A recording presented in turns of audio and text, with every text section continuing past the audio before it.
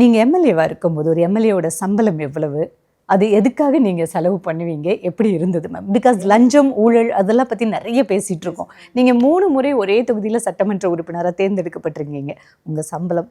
சம்பளம் வந்து முதல்ல நான் தேர்ந்தெடுக்கப்பட்டபோது 55,000 இருந்தது. அதுக்கப்புறம் அது படிப்படியா உயர்ந்து 1,05,000 ஆச்சு. 1,00,000 வரைக்கும் சம்பளம். அந்த சம்பளத்த பொறுத்தவரைக்கும் அது வந்து பெருசா நமக்கு அ வ வா வாழ்க்கைக்கு பெருசா அது பத்தாது அதெல்லாம். அது வந்து நம்ம 2 பிஏ 2 பேருக்கு சம்பளம் குடுக்குறது, அதுக்கே சரியா உங்க போயிடும். பிஏக்கெல்லாம் நீங்க தான் குடுக்கணும். நம்ம தான் குடுக்கணும். அரசு குடுக்காது. அவங்களுக்கு சம்பளம் குடுக்கறது, அந்த செலவுமே ஓடி போயிடும் அதுல. மற்றபடி நான் கோர்ட்டுக்கு போய் சம்பாதிக்கிற காசு தான் மற்ற எல்லா செலவினங்களுக்கும். என் குடும்பத்துக்கா இருக்கட்டும், நீங்களும் இதா அட்வொகேட், இருக்கட்டும். உங்க கணவரும் கணவரும் அட்வொகேட். அட்வொகேட்டு.